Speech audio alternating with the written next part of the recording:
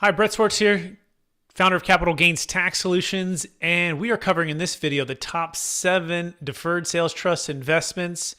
Let's face it, when you're deciding to use the deferred sales trust, you want to know, is it legal? Does it work? Who are all the players behind it? What's the track record? But beyond all of that, when you close, you want to know where and how can the funds be invested. So I want to cover my top 7 investments for the deferred sales trust. Number one investment that I really love, and I think most of our clients love, is the ability to invest in commercial real estate. Now, commercial real estate is one of those assets that you can see, touch, and feel.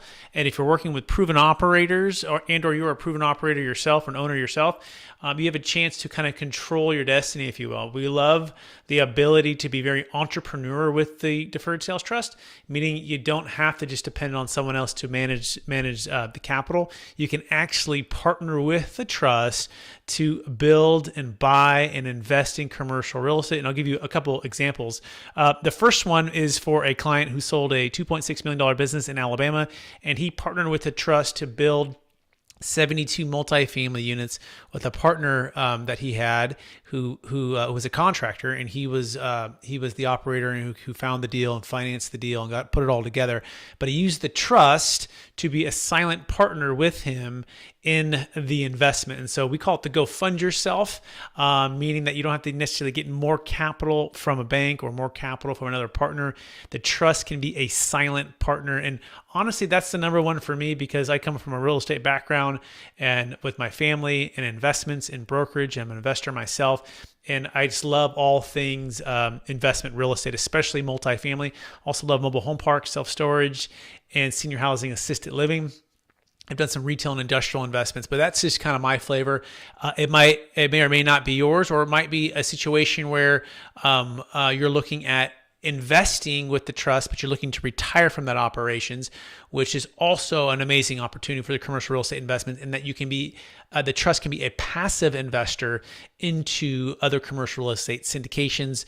Really phenomenal. It doesn't have to be tied to investments that you're not comfortable with, which leads into a number 2 favorite investment, and that is hard money lending. Hard money lending, where people who have a proven track record with lending are lending to large commercial real estate owners and or people that are doing fix and flips with houses, and they're selling off the debt in a short period of time, which can lower the overall risk of the investments. It's also not necessarily tied directly to the real estate market, which tends to be very high right now. As much as I love investment real estate, I'm concerned that overpaying for properties right now, especially via the 1031 exchanges, don't make a lot of sense. Same thing, we got to be careful with the deferred sales trust not to overpay or over concentrate into one single asset type or one single property, and be subject to these big changes in the market. And so you got to want to be cautious with that. But with hard money lending, it kind of serves as that bridge in between, where you're not tied to the stock market and you're also not tied necessarily to real estate. Although you are lending on real estate, some of the groups that we work with are selling the debt off quickly, which can overall lower the risk. Also, these funds are typically liquid or semi-liquid, and they have a decent return. Although they're not necessarily getting the equity, right, assets ownership, which is important in an environment where it's inflationary, right, where you want to really be in hard assets, like stocks or real estate or something, or a business, something that you have the ability to increase equity, not just get a return on your money as a lender. So those are kind of some things to consider there. Number 3 would be securities, right? So securities are an opportunity to be into stocks or bonds or mutual funds, or something that is investment grade securities. I'm not a securities professional, but we do work with some of the best. And this gives the trust the opportunity to stay liquid, stay diversified, the funds that is, liquid and diversified, and secured against some of the biggest companies in the world. And we work with a bunch of financial advisors to help with that plan. That's number 3. Number 4 would be ground up construction.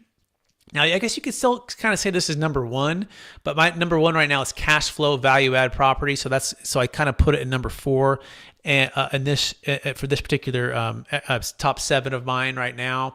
And the reason is right now construction costs are very high, but at the same time buying properties are very high, and so we're at an interesting place where do you want to buy a 20 or 30-year-old property where you could just buy land and build in places that make a lot of sense. We're working with some clients.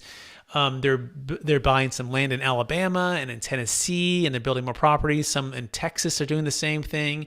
And so I do like the ability to do ground up construction with the trust, where the trust again becomes a silent joint venture partner with you, and those properties are built. In fact, we just did a deal in San Diego. It was a car wash sale. These particular clients sold a $12.7 million property. They bought the land and they built the property, the car wash, and then they ran the business, and then they sold it off for a huge profit. All moved into the Deferred Sales Trust, and then that they're going to be turning around and investing back into some more car washes, but tax deferred, which is really, really cool.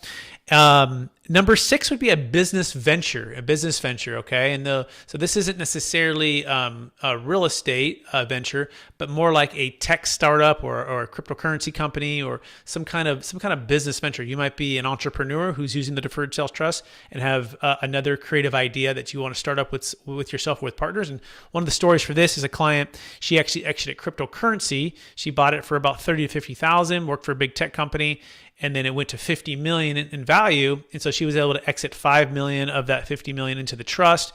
And then she used the trust funds, partnered with the trust funds to start a business venture, a technology company, online educational company.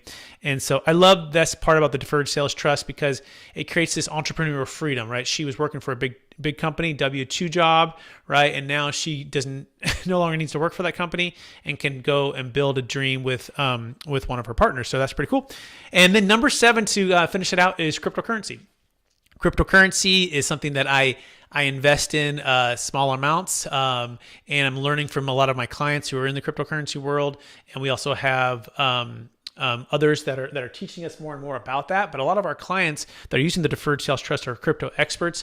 And so the ability to go into these different asset types at any time with the Deferred Sales Trust is an amazing thing that I don't think can be overstated, because like a 1031 exchange, it has to be like kind investment property in a short period of time, and it's typically means you might have too much over concentration in a single asset type. You might be overpaying for a property, taking on too much debt. Whereas the Deferred Sales Trust, being able to diversify into all of these different investments: commercial real estate value add, commercial real estate ground up construction, hard money lending, securities, new business ventures, or crypto, gives you the ability to create and preserve more wealth, diversify, and also keep your funds liquid, depending on the investment, to be able to strike when the iron's hot, which goes right into one of the concepts that we teach here at Capital Gains Tax Solutions, which is optimal timing. If you want to learn more about that, you can go to capitalgainstaxsolutions.com. You can subscribe to this YouTube channel that you might be watching this on right now, or subscribe to our podcast you could be hearing this on. But we want to really teach you how to do this. By the way, take a look for our next book that's coming out. It's called The Building a Tax Deferred Exit Strategy, and it's the proven playbook for unlocking your ideal wealth plan when selling assets of any kind for yourself or your clients. We have some amazing people like Kevin Harrington from Shark Tank's going to be in the book, some other commercial real estate operators and experts, and a lot of other folks as well. So we want you to look for that book. If we can help you in any way, just go to capitalgainstaxsolutions.com, register for our free masterclass on the Deferred Sales Trust, and then get started today with your education there and or getting your Deferred Sales Trust going. We appreciate everyone watching this out there, and we will talk to you again real soon. Bye now.